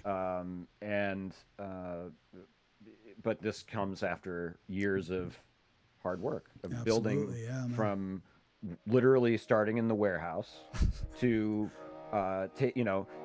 hustling in that warehouse. Any benefit that you could find from that, you were finding the opportunities to make the best of that situation, and it paid off because people noticed, and that hard work continued to pay off as word spread, as your network spread, as you're supplementing the work, the day work, the career work with the art work, right? And these things are Yeah. separated, but sometimes never separated. They intertwine a lot, right? I mean, there's a lot of my career in the MI side of things that influenced my musical output and my musical career. Just because of having access to some of this gear and being on the cutting edge on some of the equipment that was coming out and being involved in the development side of things, I had access to certain sounds and things. So when I would go and use that in my music, they were definitely a symbiotic thing. I do know that, I think about all the stuff I've done over the years as far as musically, and I'm sure it would have been even much more had I not had as much going on otherwise in my life, with kids and everything else. So, but it is what it is. But that being said, I still have so much material I haven't released. So it's never that I stopped writing. I just stopped releasing for a number of years, where I just wasn't pursuing it. I wasn't giving material to any labels or anything. And so now I'm in this position of like hundreds and hundreds and hundreds of songs, and I'm not kidding, that are unreleased and sitting here, and then I'm starting to trickle out and get to different labels and stuff. And some of it I'm hearing, and it's like, wow, that was 10 years ago? Doesn't sound like it, but like, okay, that was 10 years ago. Like, that's where I was. And it's kind of funny, there's something along those lines that's happening this year, that some music that I wrote well over 25 years ago, probably in the years of like 93 to 95, 96, during another really tough part of my life where I was sort of, it was a religious thing. Family was Jehovah's Witness. I decided to not be, which means that I was excommunicated, disfellowshipped, whatever you want to talk about. So lost everything, lost my family, friend, everyone. And that's when I found the rave scene.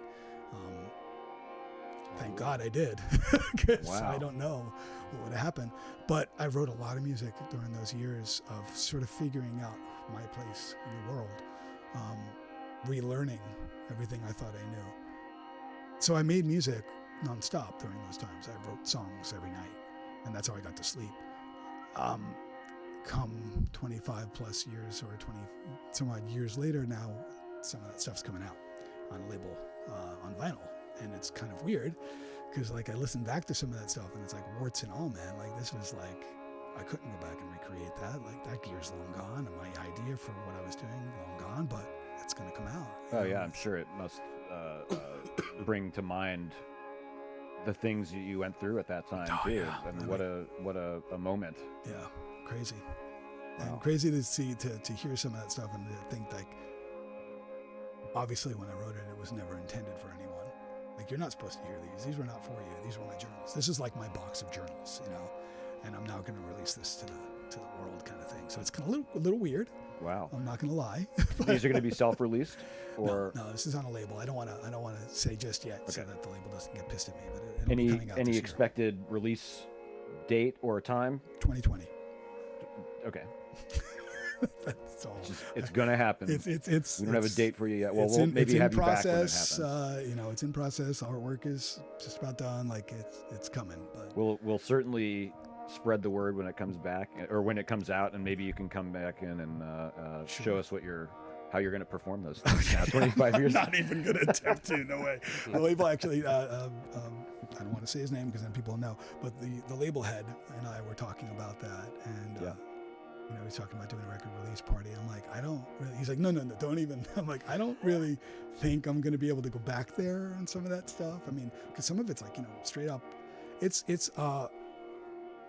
I was really heavily into my 303. So the 303 I have now is the one I've had since like the mid 90s or something like that. So I spent a lot of time with that particular little silver box, and some of those tracks are really different because they're sort of like.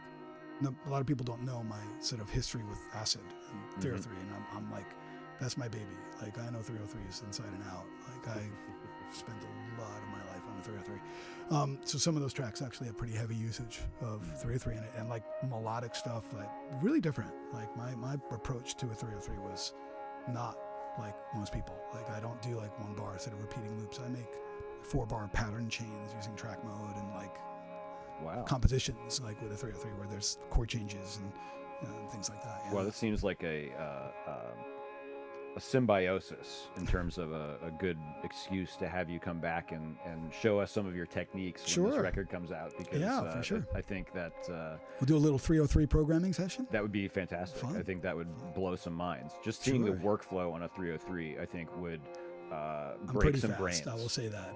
I have to slow down a lot of times when I program 303 patterns because I'm like, and then it's there. That would be It's fun. just as exciting to see. that would be the second half of the show. So Fun. That sounds. I'm down. Let's that do an sounds like acid it would be session, man. fantastic. Yeah. So how do you stay inspired in the creative process? What do you listen to a lot of music? There's still so much to learn. I mean, everything I think I know, I'm always learning more, and I'm always figuring out new ways of doing things. And I listen to a ton of music. I mean, there's so much good music out there. And I think anyone who complains that there isn't any good music isn't really listening.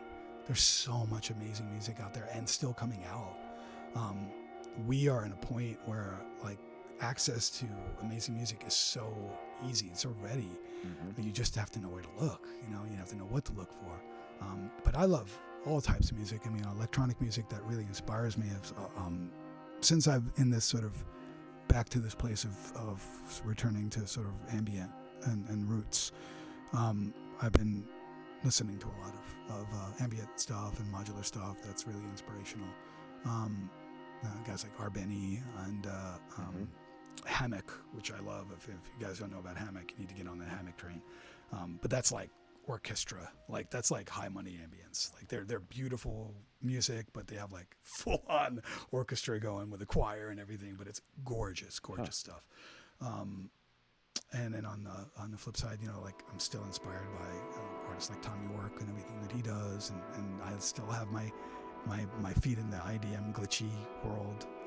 Just some aspects. The new Square Pusher album is super inspirational. It's like return to form on his stuff. I was just checking out that new video. Oh my gosh, this morning. so good. Mental, absolutely mental. Yeah. That kind of stuff really inspires me. I don't necessarily end up creating that kind of style. Sure. But it's super inspirational to hear sort of just what people are doing with sound. Yeah, the depth of musicianship in some of those Square Pusher records. He's one of those artists that literally, it's not fair. You're not supposed to be that good at an instrument, multiple instruments, and sound design, and code, and mix, and come on, man. Usually those people get bored and get out of the rest of our way. Come on. But it's not Square Pusher. Does it all. Yeah.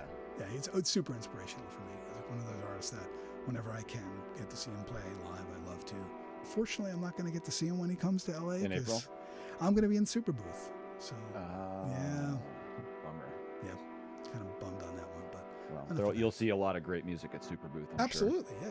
Just not Super Booth, of course, is the annual synth convention that happens in Berlin every year, thrown by Schneidersboro, short Schneidersladen, Stein's Love, right? It's quickly becoming a mecca for synth people. So another place to look for a nice, burgeoning, large community of like-minded people Absolutely, out there. yeah. It's geek heaven, man. Synth heaven, for sure. Let's see. Do we have any questions from the crowd? Let's look into our chat room here. Thank you guys so much for sitting here with us and listening to these amazing stories. So many of them. Let's see. Lots of people here are fans of Reason. Lots of Acid fans, it looks like. Nice. Bring out those 303 releases, says Analog Assailant. They're coming out slowly. Yeah, I think we're gonna. And have if there's to do any a- labels interested, hit me up. If you were telling me the other day you got the new Behringer 303. The TD3. Yeah, the TD3. Which would you say it's a true to form recreation? It's probably the best one you're going to get at anywhere near that price range. And I will say that being it to my 303, it's got the mojo. It's a little too aggressive at points. Which is kind of okay. I'm actually okay with the ability to go a little further out. It's almost like devilfishy in the way of the squelch goes a little bit higher. But if you dial the knobs in just right, I mean, it's not going to be a 1-to-1 thing where if I dial in the knobs on a 303 and a TD3, they're going to be exact. Sure. You kind of have to back off a bit on the TD, but it's got enough. It's got that sort of like little bite, that little grit that happens when you hit the accent a little bit hard and then the envelope mod hard. You kind of get that little bite in a note. It's got that. So, and the programming is 95% like a 303. You know, there's a couple of little quirks things they could have done better. You have to slow down for that. Yeah, it took me, you know, I had to slow down and be like, oh, so you're not doing it that way. I see. Okay, so I have to do this push. All right, I get it. You know, it's a couple of things like that. Like, you know, setting some of the lengths and stuff. Taps were like 1 tap off or so. And then my 303 now that I have has a Quicksilver mod. I put a Quicksilver mod in that, so it programs a little differently as well. So I'm kind of having to go through like 3 different 303 programming idioms in my head when I'm working on it, because it's like old 303, new 303, TD3. But man, for $150, That's all? it's $150, man. Wow. I know what I'm bringing to my gigs from now Yeah, on. I'm that's, not bringing my OG, man. That's staying up on the shelf. I thought it was more than done. $150. That's amazing. Yeah, no, it was. What a deal. Yeah, I mean, it's a tough one, hard and to resist, yeah. I know that's an probably somewhat unpopular opinion. You know, I did post something on my Facebook the other day where it was like, you know, it sounds really good, and man, did that thread go like negative. So I just nuked it. I didn't even explain why. I was just like, I'm done. Like I realized that maybe I shouldn't be so vocal about my opinions on some stuff because I guess people are listening. I forget that. I totally You got to get that always engagement, James. You got to. I know. Sometimes you got to rile them up.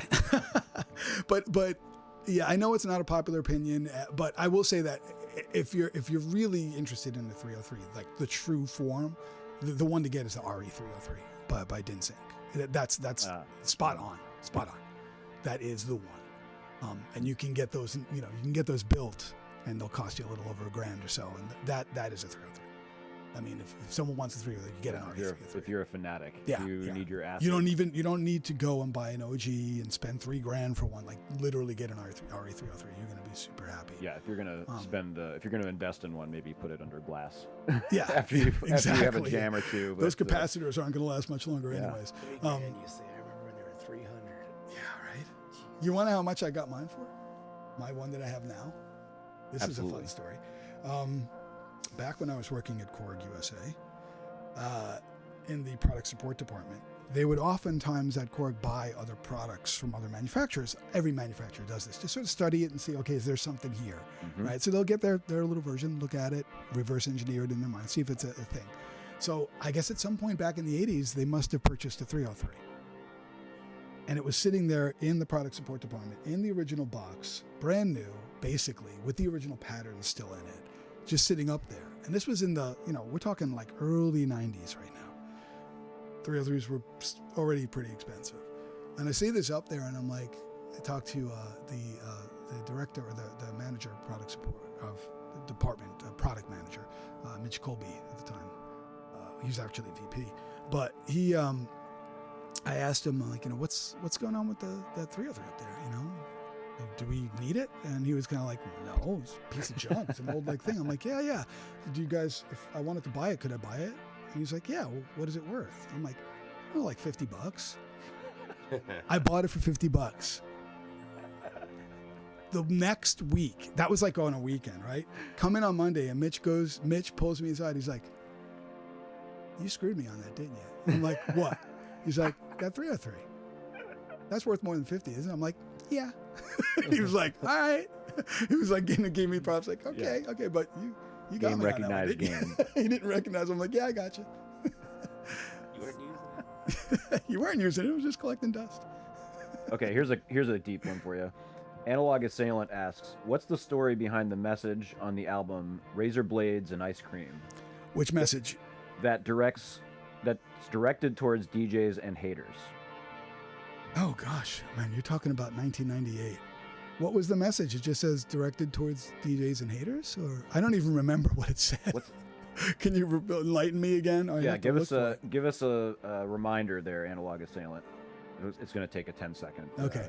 I mean, I can tell you that I do know that at the time, my attitude towards DJs wasn't the best. Oh yeah, that was another trait of us early Yeah. electronic Well, I mean, producers. you got to understand, like, at a time when, like, you didn't have the internet, right? You had no way of really knowing who this person was that made this track other than a name that was on a piece of vinyl. You know, unless you had a big promo team or a big publicity team behind you, you weren't really getting your name and face Hopefully out the there. addresses. Yeah, and hopefully that. But the people that got the notoriety were the DJs playing these tracks by these people that created the sound, right? Yes, the DJs were necessary. Yes, they were necessary to bring it to the masses and put it in a format where people could digest it and feel this energy and this sort of story, right? But they wouldn't do anything without the guys that wrote the tracks. And the guys that wrote tracks weren't getting the hype then that the DJs were getting. So this was coming from a pissed off New Yorker in the late 90s going, I hate DJs. So that's probably where that message was. Yeah, It was directed he says, towards. I don't have the exact quote in front of me, but it was a formal "fuck you" message. Pretty much, yeah. And you got to remember, this is me in New York, you know, born and raised native New Yorker in my 20s. Like, Yeah, it was more. I was of a, kind of a "Fuck punk. you." Yeah, I was kind of a punk. Yeah, I definitely had more of the Brooklyn, you know. Yeah, I was kind of a punk, and I had a chip on my shoulder from DJs. And it was because. See, now more stuff's coming into my head. There was a period of time where I did a lot of sort of ghostwriting for other DJs. Gotcha. And I didn't get credit sometimes. Yeah, that'll you know? frustrate you. Yeah, So for yeah, sure. I was a little pissed here and there, you know, when a track comes out and it's like, hey, I wrote that track and I don't even get like a credit on it. Like, give me a few $100 and then we're good. Like, yeah. So I was pissed. I'm not there anymore. You know? Yeah, it goes back to that discussion earlier about, you know, people these days kind of you know, recognizing some of the more foolish aspects of our protectionism back in those days, right? Like we're all of us are have our stories of that, I think, and I think young people tend to be very what's the right word? I think punk and aggressive about the things that they like and don't like. And I think, you know, the years of youth. I also came out of that punk aesthetic, and so kind of like having a hard-assed approach to life was kind of the You're in that was New the bag. York. I mean, in New York, you have to. Yeah, You of kind of, course. especially in those days, you had to have a hard exterior or you got gobbled up. Sure. I mean, that's just the way it is. I mean, I haven't been in New York in a very long time, so I don't know how it is now. But back then, it's harsh, man. You had to have that sort of like wall, if you will, and you had to be Just to make it down the street. Yeah. Or else you fall under anyone's spell. I still have it. I mean, my wife still at the times is just like, you still got that like punk New York thing in there, but it's just a little more subdued, and I know when to let it out more now. LA needs a little more of that than it needs less of it. So I think it's to touch back really quickly on that album, the Razor Blades and Ice Cream album, just for a second. I really wish that the artwork on that album never existed in the form that it exists, because it is the absolute worst album art cover that I've ever seen in my life. And I'm so still to this day pissed about the label choosing that as the album art. It was like the worst. Okay, my concept for the album at the time was like Razor Blades and Ice Cream. It was a sweet and sour. So if those that are familiar with the album, there's like moments of like, I wouldn't say beauty, but more of like pensive strings and like emotional. And then these really super crunchy, distorted beats run through an MS-20 filter. And break beats that are going at like double time. So I had stuff that was running at like 105, but the beats are going at 210 at times. Like I was really in a whole different place at that point in my life. Yeah. So the concept for the album was like, you know, the sweet and the sour, the beauty and the tragedy at the same time. So it was like an ice cream cone with razor blades in it, kind of a vibe, you know? And my thing to him was like, when we were doing the art, I was like, you know, just get a picture of it. Like make it like sort of like a weird messed up like ice cream cones that are on the ground, kid, you know, obviously someone tried to lick it and, you know, it was no, you know, and they made this like really bad 90s virtual 3D dude that like doesn't even really look that great. And it's like, he's like, hold it. It was so horrible. You'll see it, like you can see it somewhere out there. Was it in keeping with the rave flyers? It of was, the era? yeah. It was like the rave flyer vibe, like, and it was just so bad though. I was so upset about that because like, it's the worst album art ever. So Leslie here mentioned that you won a hat at the I did. SoCal Synth I did. Society I did. convention. Yep. And what did that hat say? What is it? Something oscillate. See you later, oscillator. That's right. It was it Ricky Tinez. Ricky Tinez, yeah. Yeah, I think that's his like sort of logo. Yeah, it Oh, was that's actually his- pretty that's his funny. logo, okay. That's his like tagline or Sure, something. sure. I think. I don't know enough. That's And awesome. I'm so in the dark about like YouTube personalities, even though I should know. Even though I you know were the nothing. first one. Even, Come on. no, don't go there.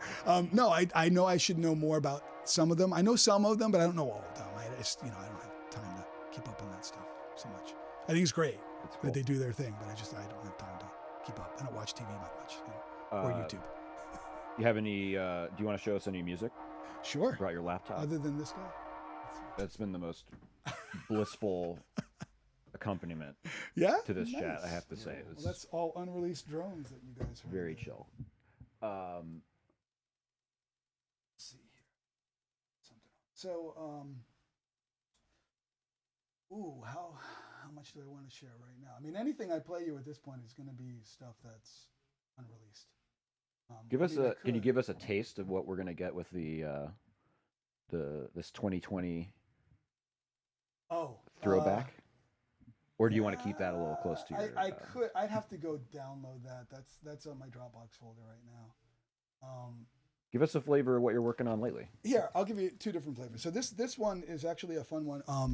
I did this one recently. I found a Tascam 424 Mark II on Craigslist. And those that don't know, that's an old cassette 4-track recorder.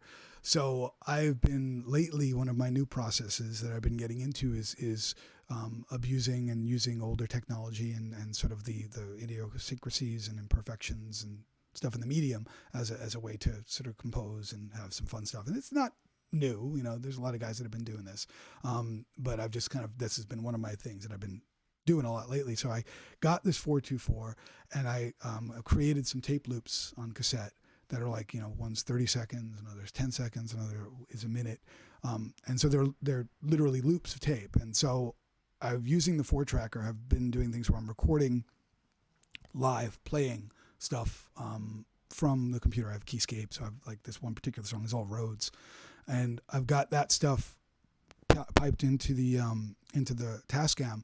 And I'm using a method called sound-on-sound recording, which was something they, Spectrasonics, like the old school guys from way back when they're doing stuff with cassettes and reel-to-reels, where you don't enable the erase head or you disable the erase head on a recorder so that everything that you record keeps getting added to. And then like the old recordings sort of start to decrease in dB as they get recorded over because the magnetic particles are getting like rearranged. So it's a really interesting concept of how to record. And to do it on a cassette, like a 424, if you look at the actual mechanism, there's two heads. The erase head is the first head. So if you get a really thin piece of foil and you lay it over the erase head before you engage it, it removes the erasing. The only crazy thing is you don't get to hear it as you're recording it. So you kind of have to just do it and just let it be what it is. And it's just sort of this ultimate exercise in completely letting go of any sense of what's happening. And you're just going in the moment and writing and then see what it comes out like at the end. And so this recording of this thing, it doesn't have a name yet because I just called it Rainy Roads Loop. But it was on a night that it was recently. It was only a couple of months ago, I think. Oh, it's in December. It was like the night before Christmas Eve when it was raining out here. It was really nice, and we got all that snow and stuff. So it was really We didn't rainy. get any snow down here in LA. No, but up in in I only say Valencia. that because I had to drive through that to try and go through the Grapevine to go up north to visit family. We couldn't go because it was closed off because of snow. All that, but we won't talk about that. Too. Yeah, rain, right? Rain in LA. So rain in LA is not a usual thing. So it inspired me to do something very sort of dreamy. So that's what this is. This is strictly just road stuff that I've processed using sound-on-sound recording, and it's essentially a 1-minute loop, but bringing stuff in and out. So this is actually just a performance of me recording it right to the 4-track and then fading tracks in and out and then recording that all down to a 2-track. Wow. So that's what this is, and it's not going to be called Rainy Roads Loop. It's probably going to have some ridiculously pretentious name or something. I don't know, but that's what it's called right now. So play that.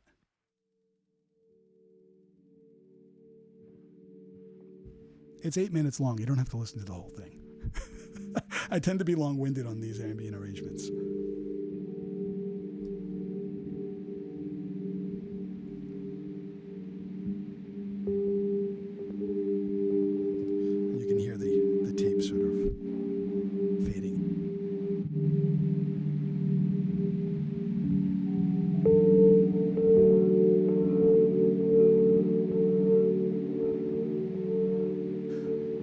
did is I ran it through a blue sky pedal.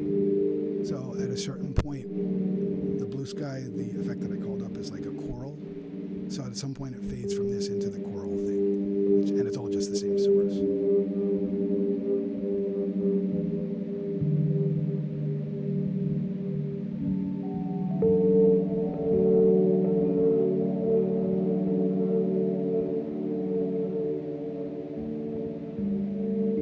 Really blissed out stuff. Super blissed. Hopefully everyone can hear that. Yeah, it's pretty low, right? No, it looks like I think your signal's pretty good coming in. Give us a shout in the chat room if it's too quiet.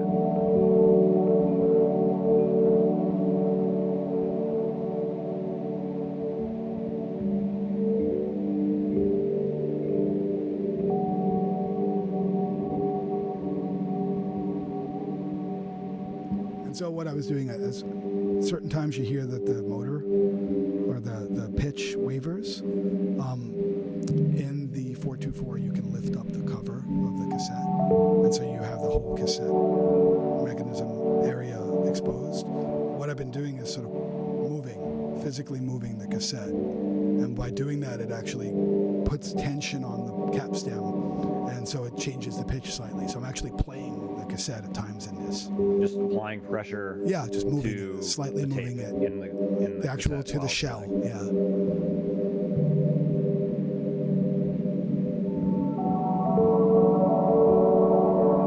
So now is where the choral part starts to take over.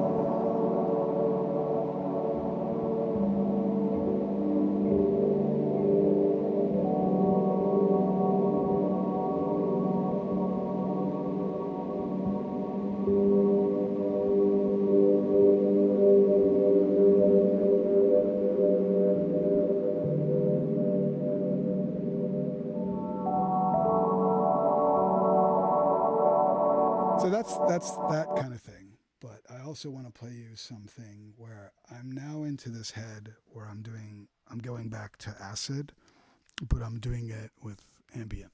And I'm exploring this whole sort of process of using the 303 and the familiarity of a 303 sound, but not in the tech context of like banging techno, angry, acid stuff, but just keeping that familiar sound. So, I'm old, so I love the sound of acid, but I'm not really kind of connecting with the really harder sort of techno stuff these days. It's just me personally. I think it's wonderful for those that do it, but I'm not there. But I still love those sounds. So I'm trying to sort of introduce them in ways that me and my trying to stay blissed out mentality can accept and hear those sounds. So this is a track that when it does end up getting released by someone, will be called Invocation.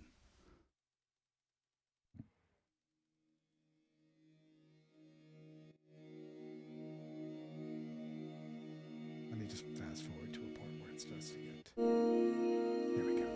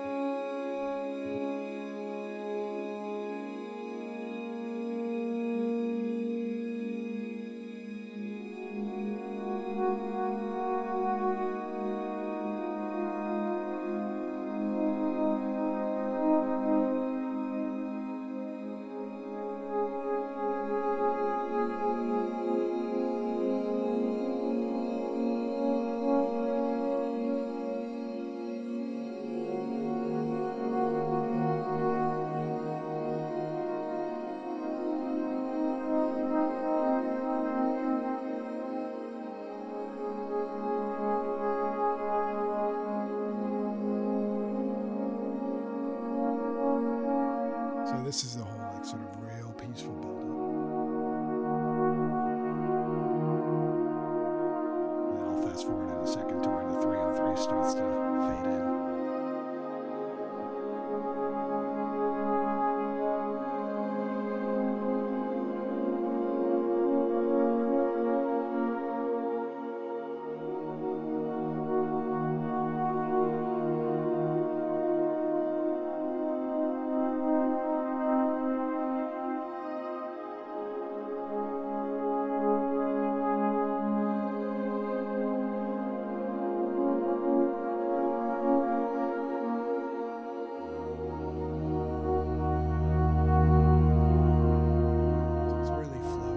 So then that happens, and Beautiful. then we go into this.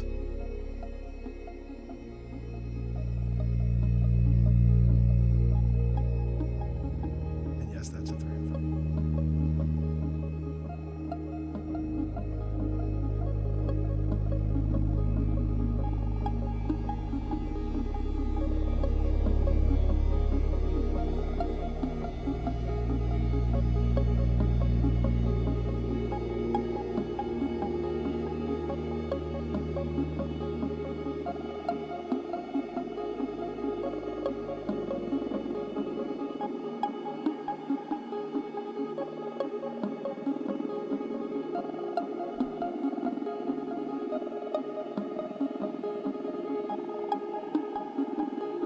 Do a little 3/4 pattern. Comes in.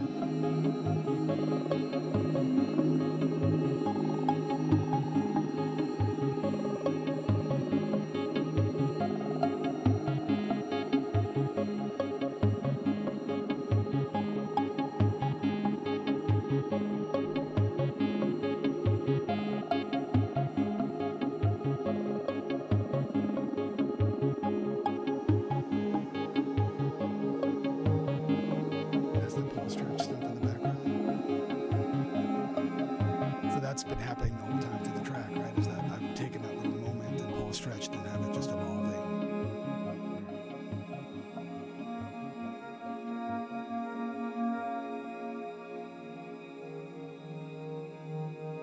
Yeah, so Lissy stuff. Yeah, beautiful. Thank you. Beautiful work. Thank you. Analog Assailant says this stuff would be perfect for the label A Strangely Isolated Place. Yes, very familiar with them. My last release was on them. Oh, well, So, and go figure. more to come. Fantastic. So yes, good call because Fantastic. I'm already on a Strangely Isolated. That's actually Atwater was released on Strangely Isolated Place. He Ryan had reached out to me after hearing that. Should I go into the whole story of that? That was the modular on the spot performance. Yeah, so that was a crazy experience. So and those that are not familiar with modular on the spot, it was started here in LA by Rodent and Bana Yep. some years ago, and just an amazing community. Yeah, thank you so much for Rodent Bana Oh, creating gosh. that event. They created such an amazing thing with that, and I was really honored to have played a couple of times. The most recent time that I'd played, so we talked about doing it, and I got myself set up. My problem when I play these types of shows is that I don't ever play stuff that I've written or released in the past. I actually end up writing a whole new album when I play live. Anytime I play, I just always have to do something new. So I wrote a whole new bunch of stuff that I was going to perform, and it was all modular. That's the restrictions of modular on the spot, was that everything has to be in the rack. So to think about playing a 25, 30-minute set of multiple songs, that, when I play modular, I do very musical. My approach is very musical with modular stuff. And I appreciate all approaches to modular, but that's just my thing, is I always tend to go back to melody and structure like that. So was going to set up to play for that event, and right before I was about to go on, I was actually the last person to play, and before I was about to go on, Eric Rodent was like, I just need to go up and make a quick announcement before you play. I'm like, okay, cool. And he went up and announced that he and Bana had taken a job in North Carolina at Make Noise, which is where he is now, and that this was going to be the last modular on the spot that they do. This was at the old. This was in the Atwater. river location. At right? Atwater. This wasn't the river location. Oh, okay. This was in the because park. the river location had gotten shut down and all that stuff. I did play that one though. Sure. And I will say that out of the two locations, I preferred the Atwater location because the river location was a little too close to the river for my liking. It's a little stressful playing there. Yeah. With $10,000 modular system sitting like just steps away from water that's rushing. You're literally it's a little scary. in the bed of the river back yeah, then. Yeah, and, it was definitely crazy stuff. Yeah. But so he said that right before I was about to perform, and I'm like, oh, so you're telling me I'm just in my own mental dialogue at that point is like, shit, am I playing the last modular at the spot on the spot? Like, there was no idea of whether it was going to continue. All that was like in the air. This was it, right? And I'm like, now I got to go up and play. I'm like, oh, okay. And so I had to kind of like, collect, compose, and then do it. But I think because of that, because of him sort of making that announcement, it really put me into a mindset of I need to really be part of this moment and really be respectful of my place in where this whole journey has been and really be in it. And I was. I mean, if you see, there were some videos of me playing that day, and I was just like, my head's all over. I mean, I have a tendency to be very expressive anyways, as you probably have noticed on this podcast. I am Italian and French, so I talk with my hands a lot. And when I play live, I tend to look like a fool, and I can't control it. Like, literally, that's how it happens. If I don't do that, it won't happen. I'm literally connected to that level. So I know that when I was playing it, I was like, eyes closed, face going into the space, but that's sort of what enabled me to actualize that performance. And that whole performance ended up, I posted it on my SoundCloud, check out the I SoundCloud remember links, that was bro. very popular. Yeah, and it went, people liked it, and then Ryan reached out and was like, can we put this out? So when he wanted to put it out, he was like, I'd love to put this out. And I was like, okay, yeah, cool. Let me resequence it all. Because I'm like, that was a performance. And there was this one part where I kind of clicked the bass in, and I don't really feel like it should have come in there. It should have come later. And maybe that part, like rethinking what I had done. So I did spend like a few months trying to get back and resequence. And I recreated everything in live, and like went and did everything where it was like super perfect. Everything was like where it should be and stuff. And he heard them, and he was like, I like the original one. There was something there, Yeah. And so that's what got released, is actually the performance, like as is, with everything, whatever I did wrong, it's all there, which is pretty crazy. That's another tip of the hat to the performing without a net, the performance as the product, the performance as the recording, and how important that is. I think.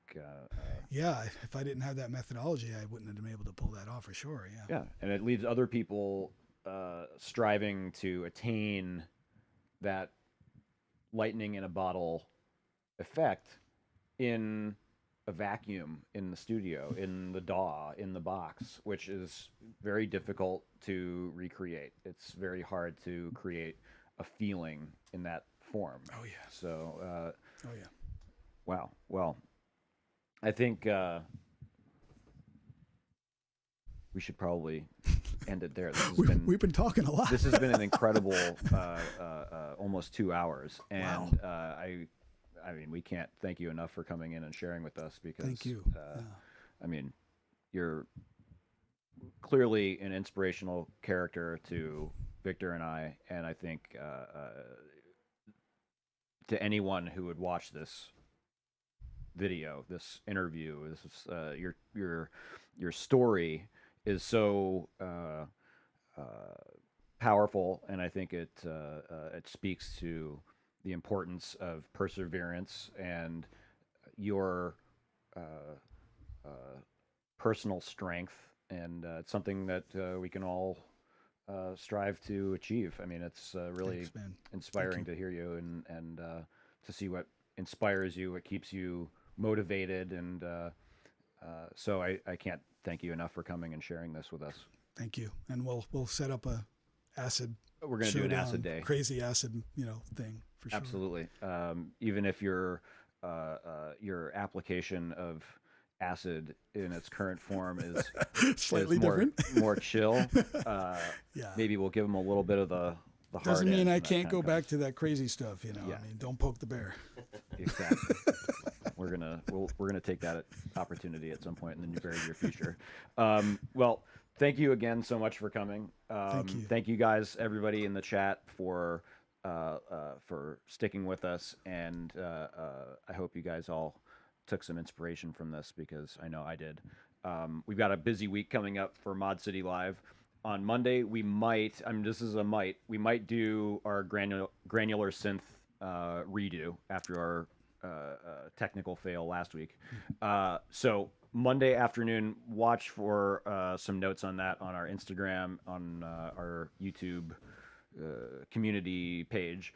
And next weekend, we've got Tom Hall coming in Oh, on nice. Saturday, Great which, guy. if you guys don't know Tom Hall, go check out some of Tom Hall's work because he's just an incredible cat.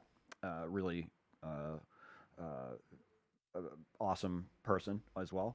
And on Sunday, we're going to have a special show next week with an old friend of mine, Rob Barbado from Darker My Love, and he's been producing all kinds of incredible stuff lately. So we're going to touch base with him, if I'm not mistaken. He's in Austin now after living in Silver Lake and helping to, I think, drive that Silver Lake indie rock boom of the last of a decade ago and since.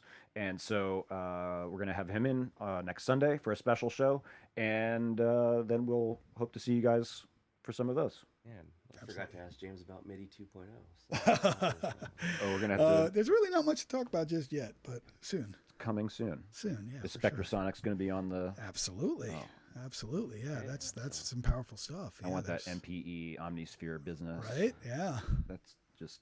No, it's tantalizing to exciting. think It's about. exciting. It's just, it's all about just them getting it out. Yes. That's the thing we're all waiting for. is Make just your to decisions. Make it happen. Yeah, for sure. Well, thank you again, James. This has been incredible, and thank you guys for thank you for listening. Everyone have a Thank great you. weekend. Absolutely. All right, have a James, chill thanks. weekend. Thank you. Take care.